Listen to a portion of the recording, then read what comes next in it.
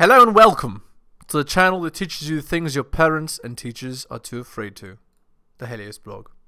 Today, Jordan Peterson versus Piers Morgan. And it's the famous, or should I say infamous, give 'em hell tweet. This should be interesting. The reason she's alone is because she's difficult. Women are not accepting the bare minimum. Women fuck men they respect. All the women who say things like, I'm strong, independent, I don't need no man, like, y'all impress me. Women just gaslight each other and say what they want to hear.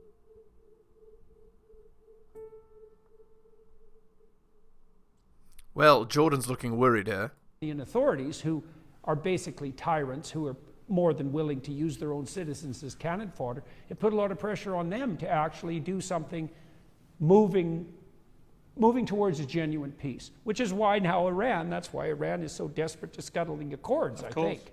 Of course. You know? So I think the way through Hamas, all things considered in the medium to long run, is to desperately extend the Abraham Accords as rapidly as possible. That's not a military victory, but when you it's easy to do this from the armchair.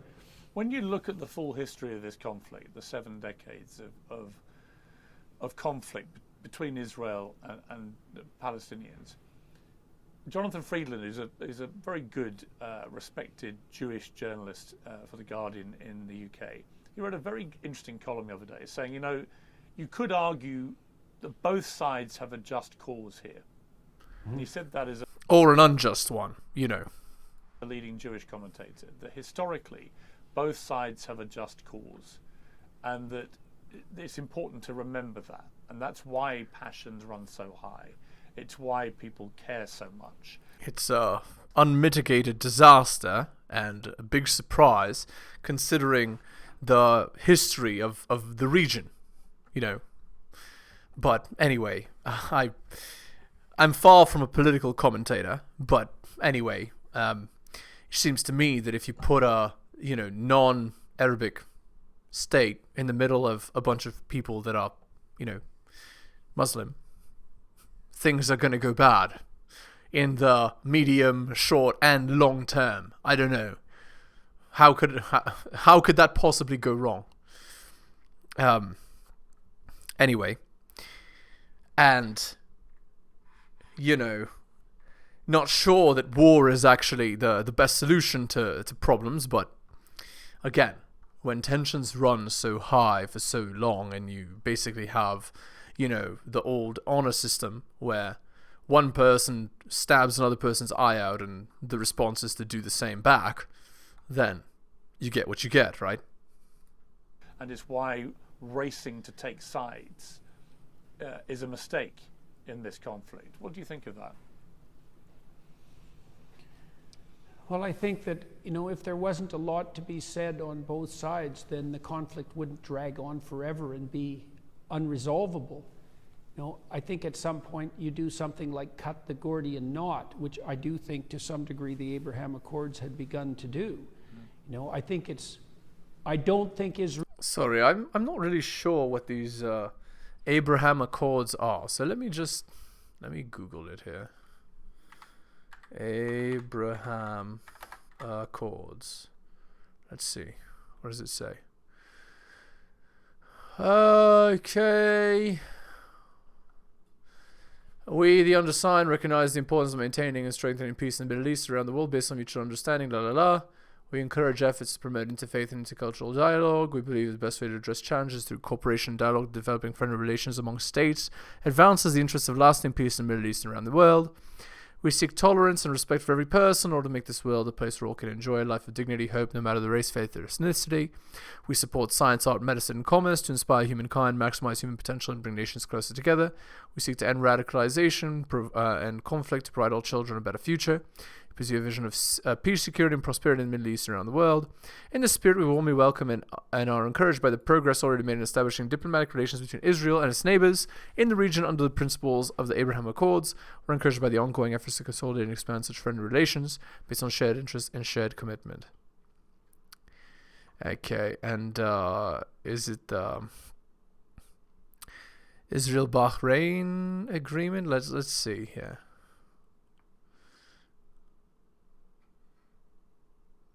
Okay, and it's just signed by a bunch of people. Okay, what about this? Abraham Accords Declaration of Peace, Cooperation and Constructive Diplomatic and Friendly Relations, announced by the State of Israel and the Kingdom of Bahrain in 2020. Okay. Okay, I understand. So it's like a bunch of people signed this document along the same lines. Kingdom of Morocco, United States and State of Israel, referring to the telephone conversation held between His Majesty and Donald Trump. Okay. Highlighting proclamation by the United States of America on recognizing the sovereignty of the Kingdom of Morocco over the Western Sahara. Okay. Recalling the exchanged views. Okay. Okay, based on the above, Kingdom of Morocco, United States, and the State of Israel agree to commit to fully respect the elements contained in the present declaration, decide that each party will fully implement its commitments. Okay, I see. So they agreed to some concessions in the area, something like that. Okay, anyway. So apparently this led to some tension. Israel's going away. But I don't think the Palestine isn't going away either. And so those things have to be accepted. It looks to me like they have to be accepted as on-the-ground realities. Now, the problem I've seen continually, I don't know, is that it's been convenient to use the Palestinians as an irritant to Israel in the West. And so the Palestinians have been held hostage. You know, the people who portray them as innocent victims presume that the Palestinians have been held hostage by the Jews, let's say. But I would say the Palestinians have been held hostage even more effectively by their own leadership and by those who are perfectly willing to use them as the front man, the expendable front man to irritate Israel in the West. Well, you can't get peace under those circumstances, you know, and so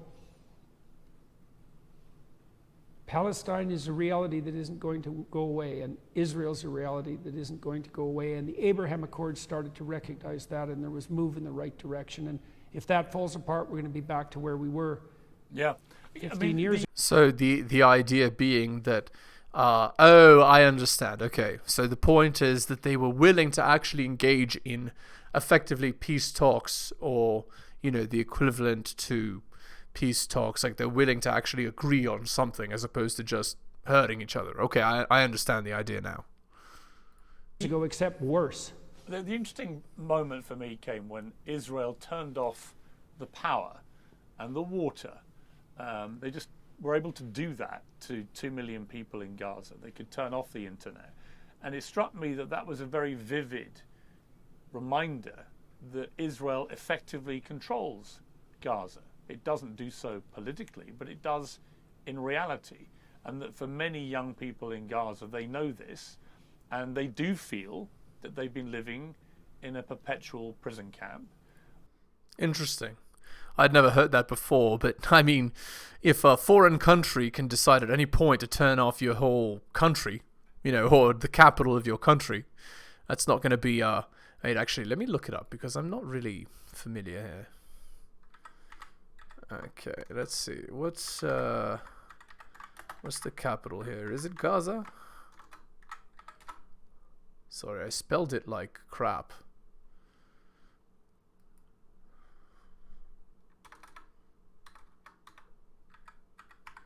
Sorry, this is what I get for typing it with okay.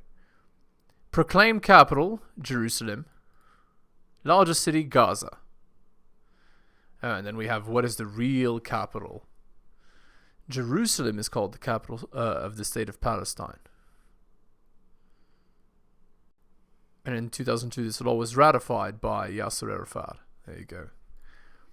Is Gaza the capital of Palestine? The Palestinians claim Jerusalem is the capital, although they do not exercise authority over the city. Ramallah and Gaza City serve as the de facto capitals of the West Bank and Gaza, respectively. Okay, there you go. So that's you can understand why there might be some tension. Where their movement is controlled, where their access to basic things like water and energy and so on is controlled. So the biggest city.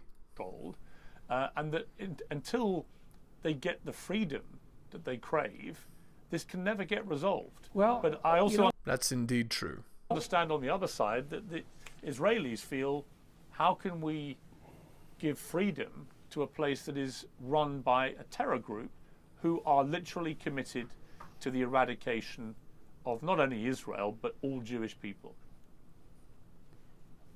Well, you laid out what are the two sets of valid counterclaims. I mean, there's another complicating factor too.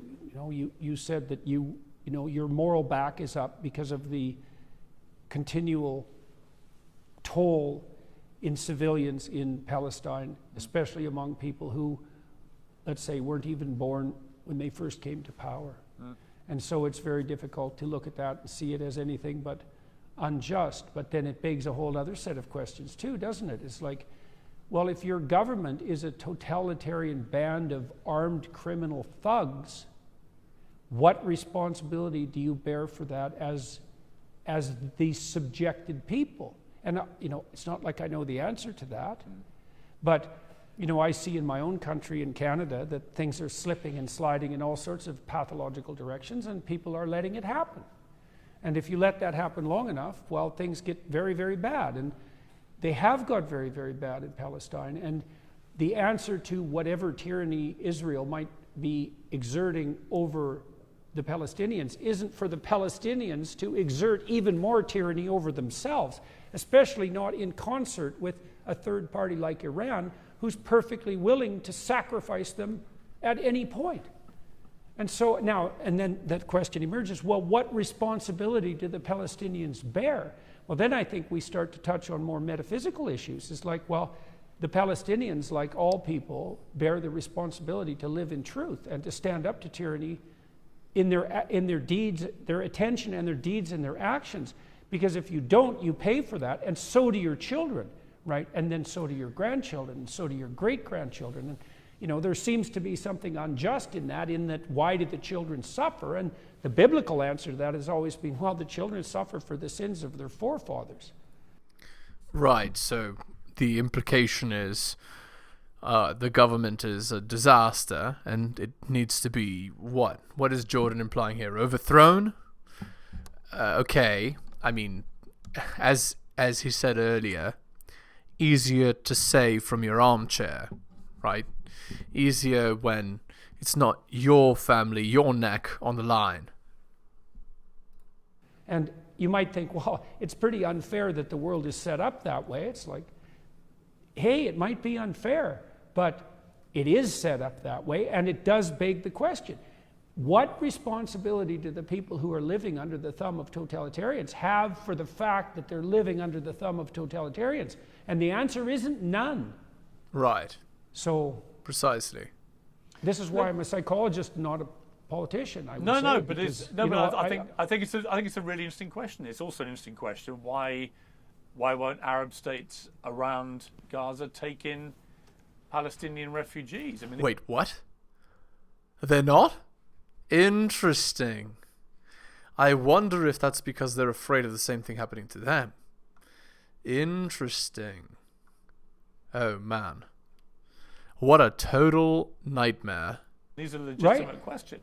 Right. Well, there's a lot of chain and saber rattling about how tyrannical Israel is, and of course, they're held to a very higher moral standard. But the prison that is Palestine has walls on sides that aren't Israeli. So, and that no one, certainly not the progressives, will never talk about that, and that's partly because all the oppressed people are equally morally virtuous, and so the fact that the Arabs won't take in the Palestinians, you can't even bring that up because, of course, the Arabs themselves are victims of Western colonialism, which is, one of the most absurd propositions ever set forth by anyone about anything. But, yeah, it's kind of insane when you think about it, considering. Actually, ironically, the Arabian Empire has lasted longer than the American one, by a lot, right? Actually, here we can Google it, and look, you can see the dates for yourself. Okay. Where are we?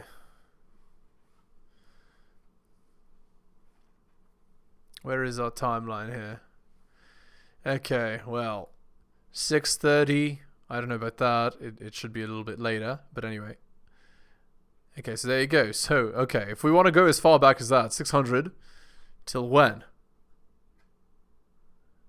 Well, yeah, okay, the Ottoman Caliphate is an extension of the Arabian one, but okay, so we had till what? Till 12? No, it's further. Yeah, there you go.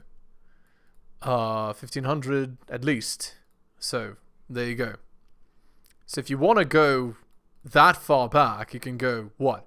600 to 1500. So it's 900 years. So almost 1,000-year long empire. Compare that to America, fallen after 100 years or so. And then tell me that they were the oppressed ones. It's nuts, obviously. Well, here we are. Yeah, anyway. And it is quite a miracle in some ways that the multidimensional if you combine the Ottoman Empire, then it was until World War I. So, what is it? The year 600 until World War I. 1,300 years. Empire. Of course, it, changed and morphed and so on, but you get the idea. You can't go and say that, like, the Americans are the oppressors or whatever. That's crazy. It's like, what? Or even the British Empire, which didn't last anywhere near that. It was what? 200 years or so? Man, am I like on another planet here? Sorry, guys. My history is a little bit like, a little bit not perfect. Okay, let's see. Began with the overseas possessions and trading posts established in the late 16th and 17th centuries, and ended around 1900, around the First World War again. So 16th century is the year 1500. So that's around, what, 400 years? Versus 1300? So there you go. So tell me. Who is the one that had a greater impact on world history?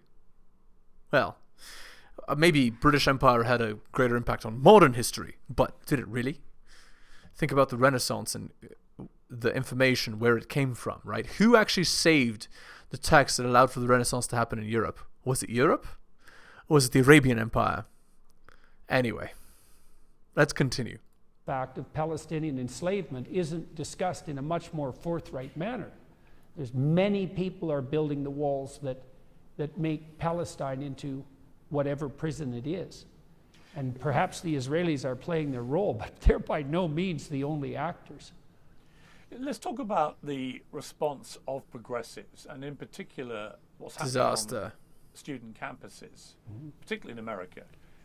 I've been struck by two things. One, the horrifying immediate response, not just in America, but when you saw mobs in Sydney, Australia, chanting "Gas the Jews," when you saw huge protests by the Israeli embassy in Kensington and West London, near where I live, all celebrating. This is all within hours of what happened on October the 7th. You saw similar scenes in America.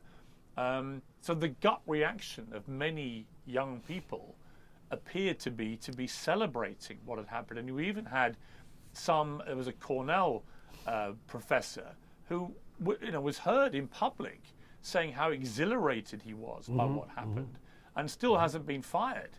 And these are people who've driven this cancel culture for many years now, where if you use the wrong pronoun, they want you eradicated, fired, shamed, abused, and so on. But here, if you celebrate the actions of a terrorist organization and killing 1,500 people, you actually don't lose your job.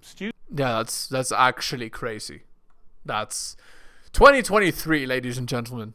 That statement there describes 2023 perfectly in one sentence. How absolutely absurd is that? Students who beamed pro-Hamas rhetoric onto the building at George Washington University, they haven't lost their places at that university. So even for the most heinous possible thing that you could do which might warrant cancellation, the people who've driven cancel culture spare themselves. Ah, big surprise. What is it? What is the expression? All animals are equal, but some are more equal than others. I seem to remember reading that somewhere. Well, this shows you how shallow the oppressor narrative really is. Oppressor narrative really is. It's just a vie for power. You know, George Orwell famously said, Ah, look, there it is.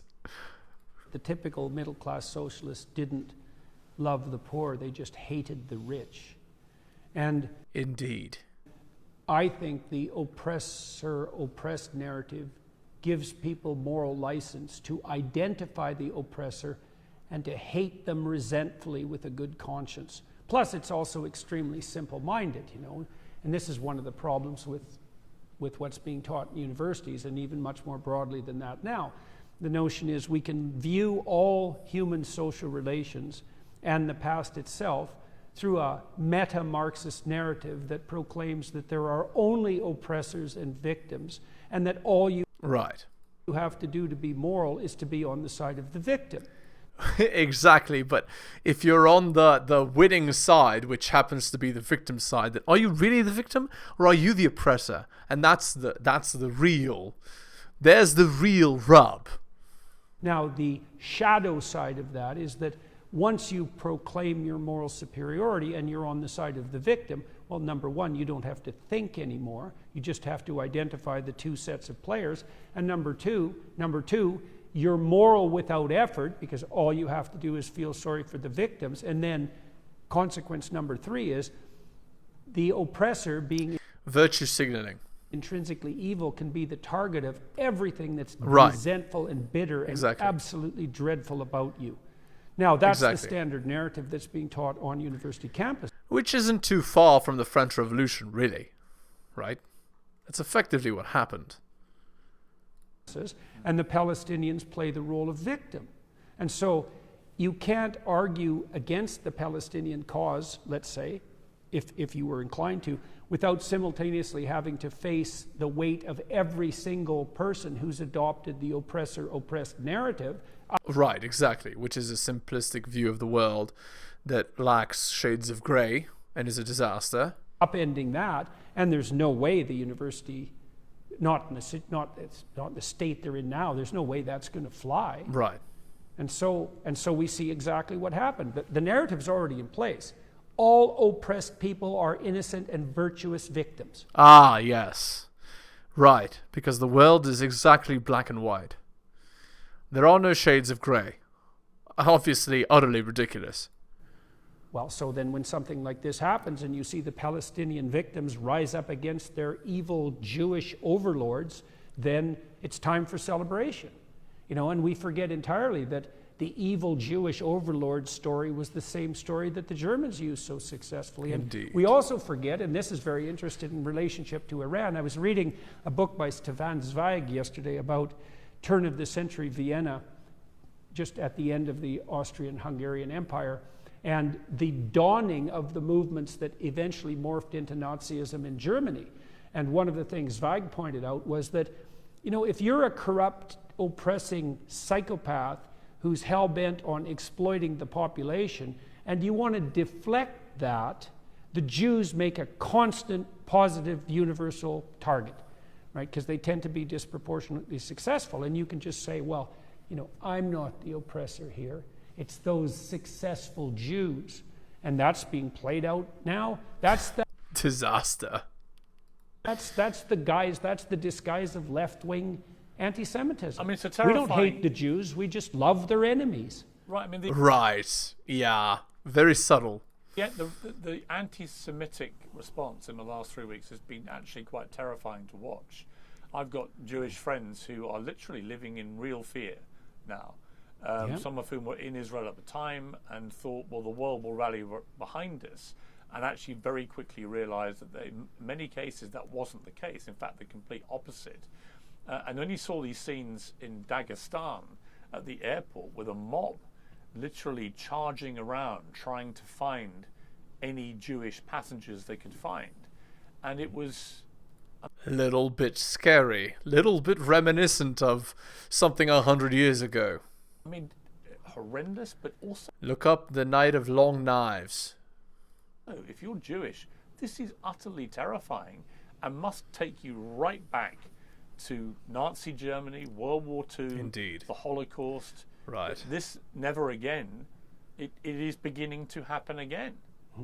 Well, I think we could be heartened in that regard by the counter position, though, too. I mean, I would say the reasonable majority in the Western world didn't take that stance.